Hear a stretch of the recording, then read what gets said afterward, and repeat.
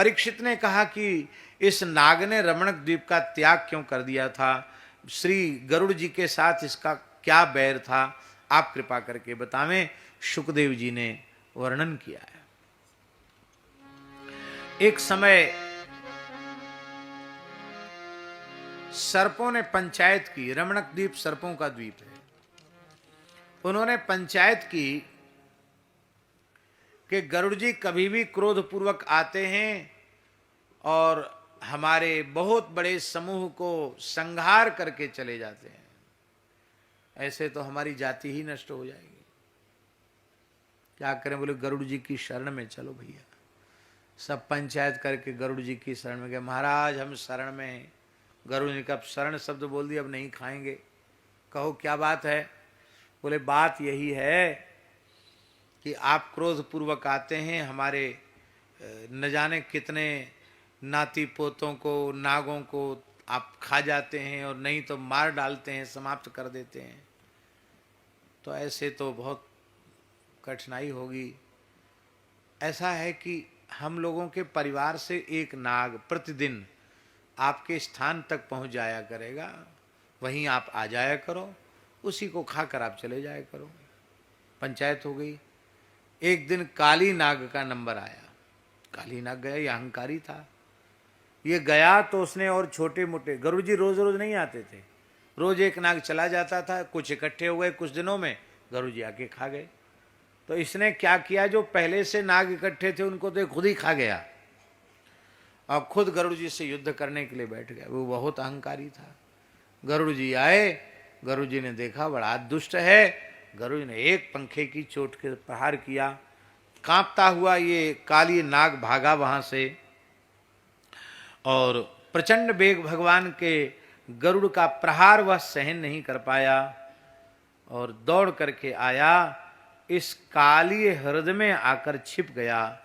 क्यों छिप गया, क्योंकि काली हृदय में गरुड़ जी को शाप था कि यहां तुम अब द्वारा आओगे तो तुम्हारे मस्तक के 100 टुकड़े हो जाएंगे। ये बात काली नाग को पता थी। आप कहे गरुड़ जी को ऐसा साप शौभरी ऋषि ने क्यों दे दिया। शौभरी महर्षि यमुना जी के जल में तप कर रहे थे, डूब करके। आज भी आपने दर्शन किया होगा, पानी गांव है, वृंदावन से लगा हुआ पानी गांव। पानी गांव नहीं, कौन सा गांव, नहीं, पानी घाट अलग है। सुनरख गांव, सुनरख गांव जो शौभरी ऋषि की तपस्थली है। ये सुनरख गांव क्षेत्र की बात है। गरुड़ जी शौभरी ऋषि तपस्या कर रहे थे, और गरुड़ जी आए, उनको लगी थी भूख। अब ब्रह्मा जी ने गरुड़ जी के आहार के रूप में नाग, मत्स्य आदि यही उनके आहार के रूप में निश्चित किए हैं, ब्रह्मा जी ने किया है, तो गरुड़ जी को उसका दोष नहीं है। गरुड़ जी ने स्नान किया, एक बड़े मत्स्य को पकड़ा, वो खा लिया। उसके परिवार की मछलियां रोने लग गईं, हाय हाय हम तो सौभाग्य चिन्ह शून्या हो गई, हमारे साथ बहुत अन्याय हुआ। उनको रोते हुए देख करके शौभरी जी को दया आ गई, उन्होंने शाप दे दिया कि अब तुम रो गाओ मत, कोई बात नहीं, अब यहां गरुड़ जी नहीं आएंगे। अब आज के बाद यदि गरुड़ जी यहां आए तो उनके मस्तक के 100 टुकड़े हो जाएंगे। काली नाग आके रह गया। बड़ी शिक्षा ग्रहण करने योग्य बात है। किसी भी सज्जन को, महापुरुष को, साधु पुरुष को कहीं आने पर आप रोक लगावेंगे, भले ही उसके मूल में आपकी दया कारण आप मानते हो, पर किसी साधु सज्जन पुरुष के आने पर प्रतिबंध लगाएंगे तो वहां फिर सज्जन तो कोई आएगा नहीं, कोई न कोई दुष्ट आकर वहां बैठ जाएगा।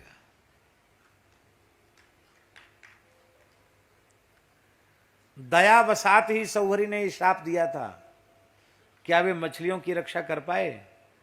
काली नाग के विष के प्रभाव से असंख्यों मछलियां मर गईं, कछुए मर गए, घास तक नहीं रही, आकाश से उड़ते हुए पक्षी मर के गिर जाते थे।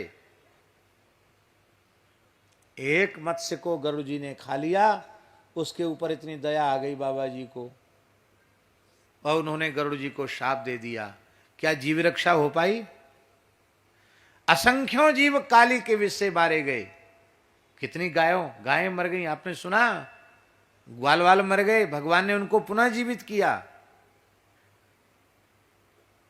गरुड़ जी का तो आना बंद हो गया, दुष्ट आ गया। आपकी दुश्मनाई भी किसी सज्जन व्यक्ति से हो तो भी आप उसके आने पर कभी प्रतिबंध मत लगाओ। हाथ जोड़कर यही कहो, सदा रहो पुर आवत जाता। आप आते रहिए, आप आएंगे तो कोई दुष्ट यहाँ नहीं आएगा, और नहीं तो कोई ना कोई दुष्ट आकर जम जाएगा।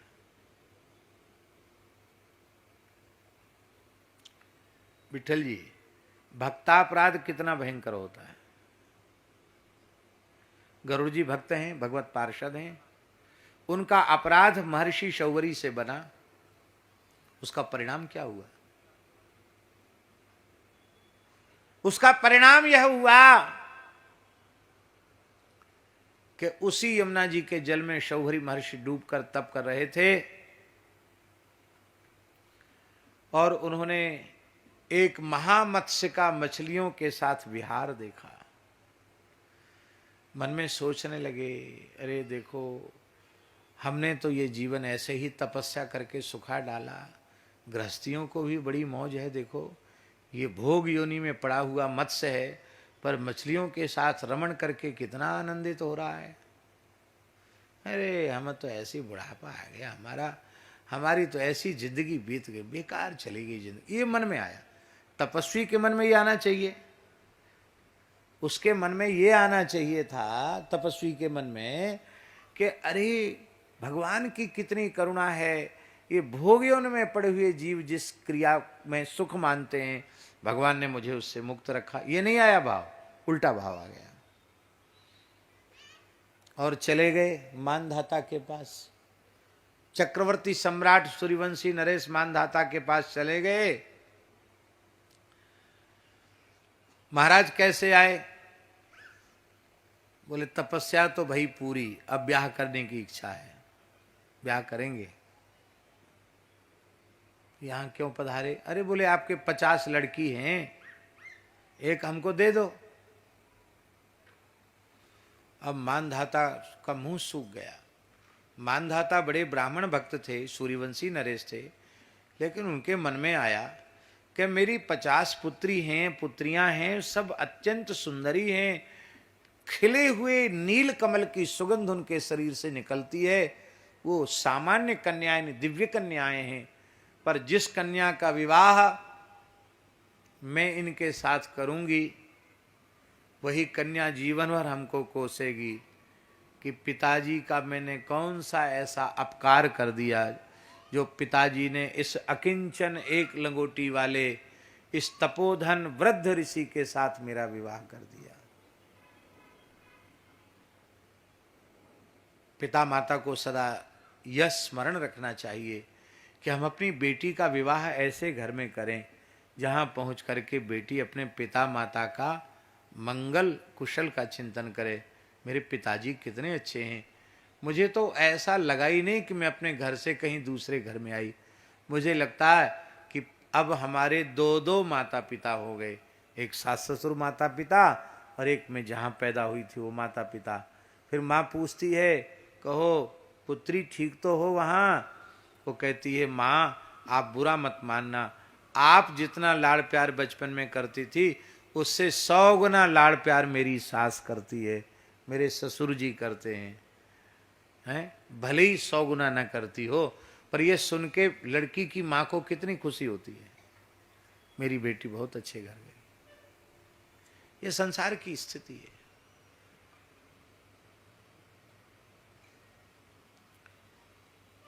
कन्या का उत्तम कुल में विवाह करना चाहिए, सुंदर योग्य वर से विवाह करना चाहिए।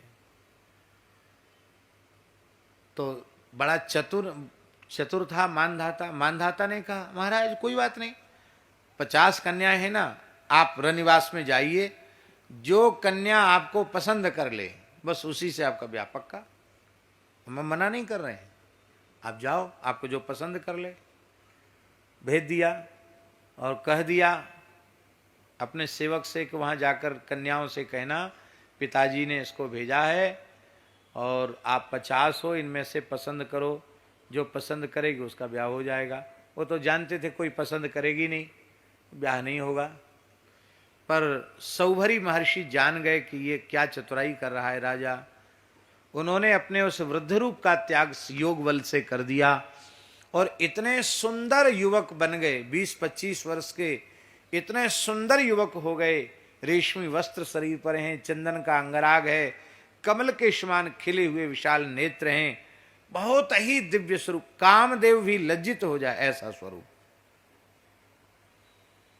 और जब उस स्वरूप में महर्षि सौभरी गए, वो 50 लड़कियां झगड़ने लगी जिनमें कभी झगड़ा नहीं होता था।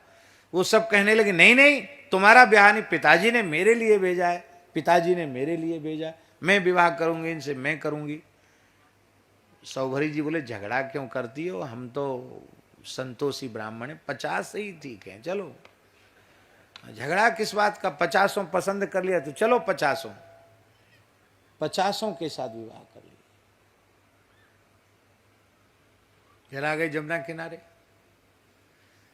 अपने योग बल से 50 स्वर्ण के महल तैयार कर दिए और स्वयं के भी 50 रूप बना लिए और 50 पत्नियों के साथ अलग अलग महल में देवताओं को भी जो भोग दुर्लभ हैं वो भोगने लगे। मानधाता ने मन में सोचा चलें अपनी बेटियों की खबर लेके आवें, क्योंकि बाबा जी ने दहेज तो लिया नहीं। लौट के आए, सबसे बड़ी बेटी के भवन में गए, उसने प्रणाम किया, बोले पिताजी ने पूछा कहो बेटी कैसी हो।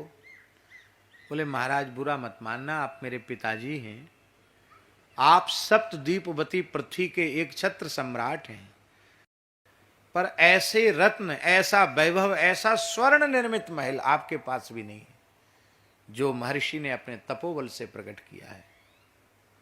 मैं बहुत सुखी हूं, इंद्राणी को भी वो सुख इंद्रलोक में नहीं है जो मुझे इन महर्षि की सेवा में है। पर क्या करें पिताजी, एक बात से मैं दिन रात दुखी रहती हूँ। कहा कौन सी बात।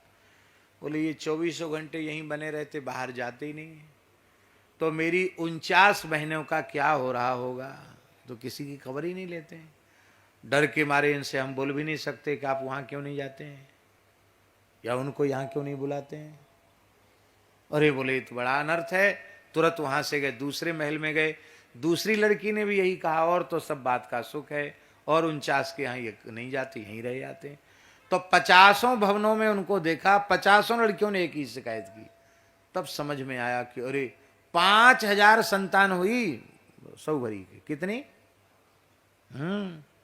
50 से 5000, बड़ा नाती पोतों का पूरा कुनबा हो गया, बड़ा खानदान हो गया। और अंत में उन्होंने पश्चाताप किया, संगम त्यजेत मिथुन व्रतिनाम मुमुक्षु। जो संसार चक्र से छूटने वाला है, ऐसा मुमुक्षु पुरुष, मिथुन धर्मी, दाम्पत्य भाव से जीवन बिताने वाले व्यक्ति उनका संग न करे। संगम त्यजेत मिथुन व्यतनाम मुमुक्षु, मनुष्यों का संग न करे, ऐसे पशु पक्षियों का भी संग न करे। मेरे जैसे महान तेजस्वी ऋषि का ब्रह्म तेज नष्ट हो गया, मेरी तपस्या नष्ट हो गई। ये किसका फल था?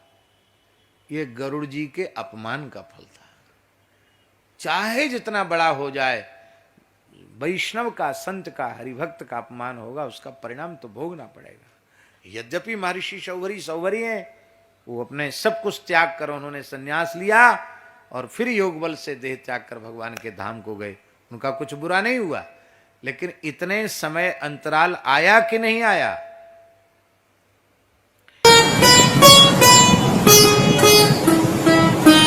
श्री सीताराम। प्रतिदिन सत्संग एवं दर्शन के लिए श्री महाराज जी के ऑफिशियल चैनल को जरूर सब्सक्राइब करें।